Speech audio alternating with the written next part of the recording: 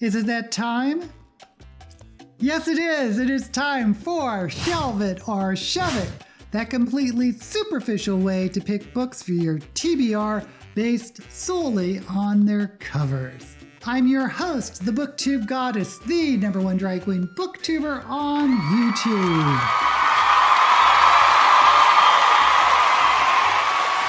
And I can't believe it is a new year. Yes, this is the first Shelve It or Shove It released in 2023.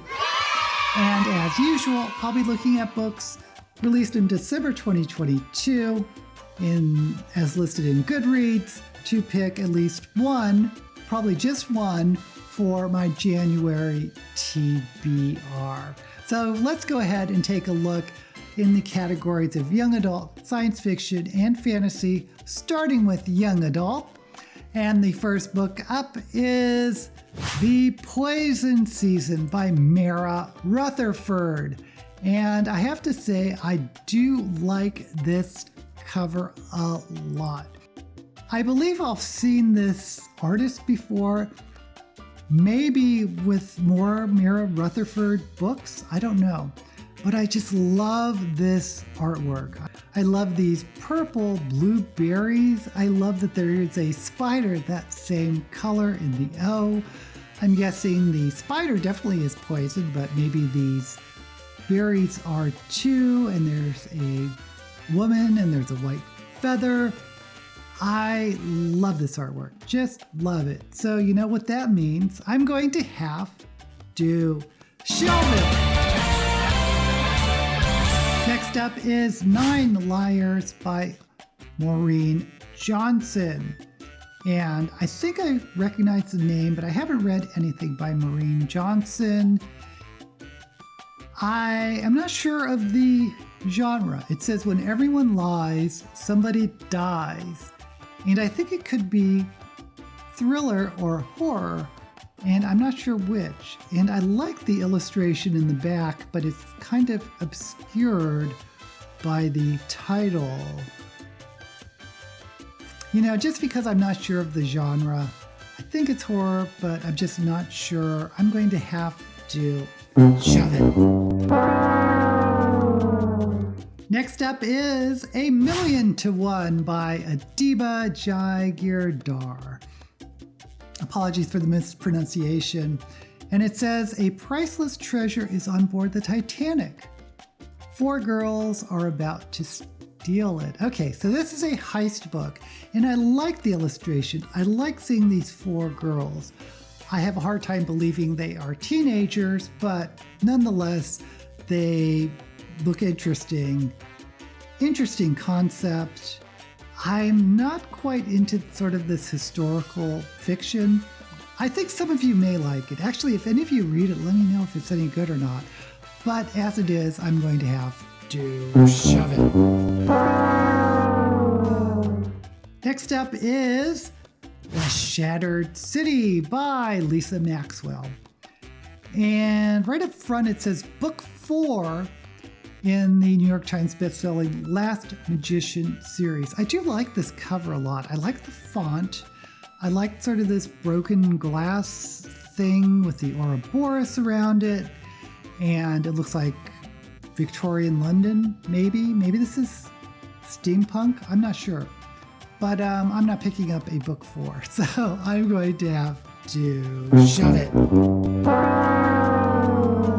And finally, in young adult, The Cursed Crown by Alexandra Overy. And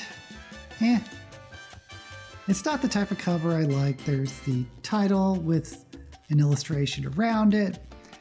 And there's a floating crown. There's some crows. There are pillars, a feather, a city with minarets. I'm just not finding myself drawn to this cover at all. So I'm going to have to shove it. Now we move on to science fiction. And first up is Twice in a Lifetime by Melissa Barron. I'm going to guess this is a science fiction romance. There looks like a couple. with two clocks. One's almost 2 p.m., one's 8:30 p.m. I'm going to assume it's a time travel love story, maybe. I'm not a big fan of this illustration. No. I'm going to have to shove it. Next up is Ashes of Man by Christopher Ruocchio. And it says The Sun Eater Book 5. So, we know this is a series, late into the series, but I have to say the cover is gorgeous. I love this Asian woman. I love this cape. It looks like it's in the wind. There's movement. I like her armor. I like this sort of war-torn background behind her. Everything is gorgeous, but I'm not picking up a book 5. I'm going to have to, sadly, shove it. Next up is Woe to the Victor by Nathan Green. Yes, Nathan Green. And I kind of like this cover. We know right away this is an ensemble cast with a crew, probably aboard a spaceship. And I love one of the women is wearing a big helmet. It looks like there's a cat. Or is that a mouse? No, it's a cat. It has to be a cat, right? Some type of fuzzy creature in the helmet with white fur and pink ears peeking out. Oh, I'm getting Serenity or Black Matter, that type of thing. Maybe The Expanse. I like these characters. I like the illustration. I do like it. I'm going to shelve it. Next up is Starlight Stories by authors Justina Ireland, Kevin Scott, and Charles Soule. And it says Star Wars, The High Republic. I am assuming these are short stories based on Star Wars. I do like this illustration a lot. I do like the cover.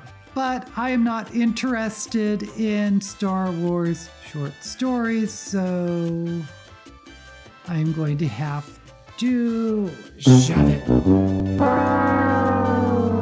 Next up is Dan Abnett, The Victory, Part 2 of a Ghosts Omnibus. A lot of things going on here. It's a Warhammer 40,000 novel. The Warhammer games are very much sort of a war games type role-playing system or gaming system. I do like this artwork here. Like it quite a bit, but I like most Warhammer artwork, but I'm not interested in a part 2. I'm not really interested in a Warhammer novel at all, so I'm going to have to shove it. Now we move on to fantasy, and first up is A Fire Endless by Rebecca Ross. I think I recognize her name. I have not read any of her works, but it says an Elements of Cadence novel, so I'm going to assume this is part of a series. I like the artwork. I like sort of this illustrated flames. And it looks like there's a harp or a lyre in the center getting burned. But yeah, I don't know enough about it. I'm going to have to shove it. Next up is... Now, this is a Michael Moorcock novel. I thought dead, but he's apparently writing more Elric books because it says the Elric Saga, The Citadel of Forgotten Myths. And I've read Elric before many, many years ago. This is sort of a classic series. I cannot believe Michael Moorcock is continually writing Elric books. I am shocked. And if you don't know, Elric of Melbourne is an albino sort of anti-hero with this evil sword. I also love this artwork. I have to say, I love this artwork. It looks like a Frank Frazetta, Michael Whelan type artwork. Beautiful, gorgeous. Well, you know, I'm going to have to shelve it. Next up is another author I have read quite a bit of, Mercedes Lackey, Into the West, The Founding of Valdemar, Book 2. Now, the cover itself is very reminiscent of the rest of Mercedes Lackey's covers. She either prefers the same artist, but it does make her novels very recognizable. Book 2, Founding. Even though I'm not that interested in prequels, I am kind of curious about the founding of Valdemar, although I think she's done that already. I feel like I've read a founding book before. I'm a big fan of Mercedes Lackey, but I was a big fan 20 years ago, and I just don't read her anymore. So I'm going to have to shove it. Next up is another Mercedes Lackey. Is Goodreads trying to tell me something? Maybe I should start rereading her. Anyway, it's Shenanigans. Oh, it says edited by Mercedes Lackey.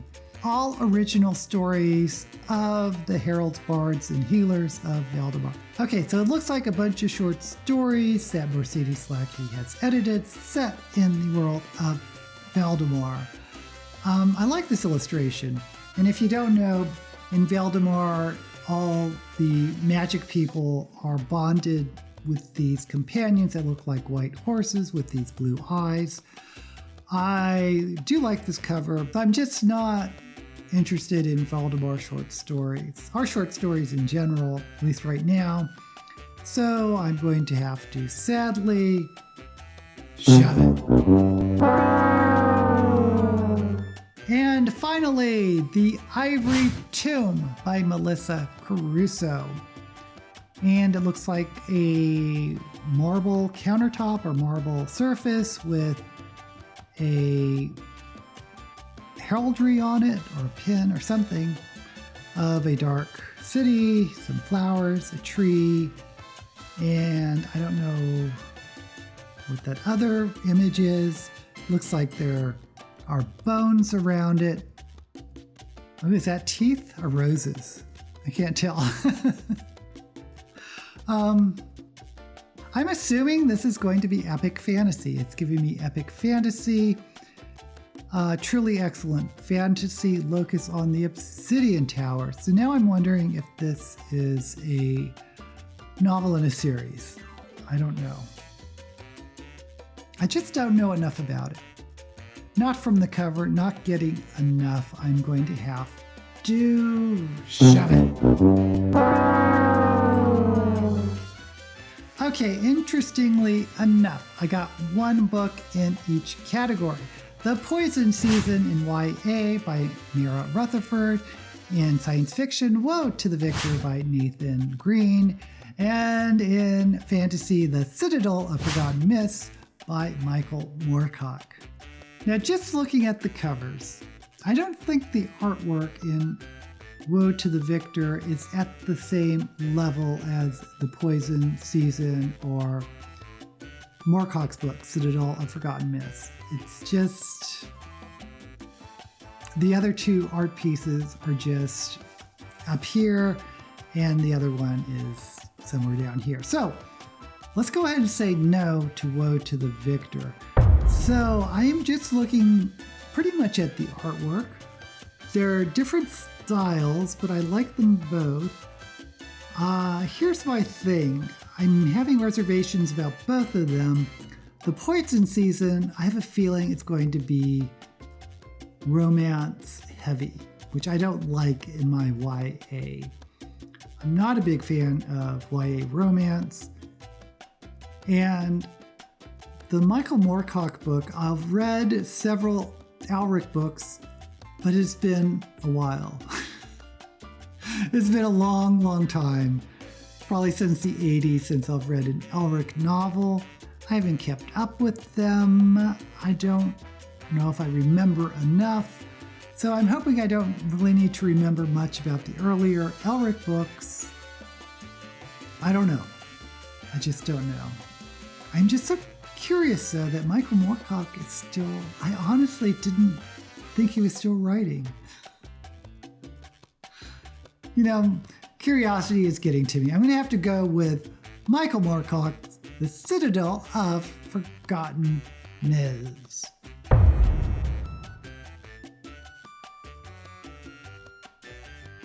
Okay, now that I've opened up the page on Goodreads for The Citadel of Forgotten Myths, I'm even more nervous because it says the Elric Saga number 13. And there is no way I've read 12 Elric books. I've read a couple. And boy, I don't know. Okay, let's go ahead and read the blurb. Elric, along with his companion Moonglum, return in this prequel set within the early days of Elric's wanderings in order to investigate the history of Mel Nibene and its dragons known as the Froon in this exciting new addition to the Elric saga from World Fantasy Lifetime Achievement Award winner Michael Moorcock. Elric is the estranged emperor of the Melnibonean Empire, struggling with his nature, while desperately striving to move forward with his dying empire alongside the constant thirst of his soul-sucking sword, Stormbringer. Elric is on the hunt for the great Citadel of Forgotten Myths while traveling through the remnants of his empire with his tragic best friend Moonglum, as Elric seeks the answers to the nature of the Froon in the Young Kingdoms. Taking place between the first and second book in the Elric saga, The Citadel of Forgotten Myths is perfect for longtime fans and those new to this epic fantasy series. Okay, now I'm more confused than ever because it said it's a prequel, then it says it's between the first and second book. It also says it is epic fantasy, but I believe that this is sword and sorcery. If we want to get technical about the subgenre, I don't know. I'm still confused, but I'm so interested in seeing what Michael Moorcock is bringing to the table now, because he must be old. I'll look it up and put it up here. He's this old. So what books would you have picked based solely on their covers? Let me know down in the comments below. And while you're there, don't forget to like this video and subscribe to my channel. Until we meet again, may all the books you read be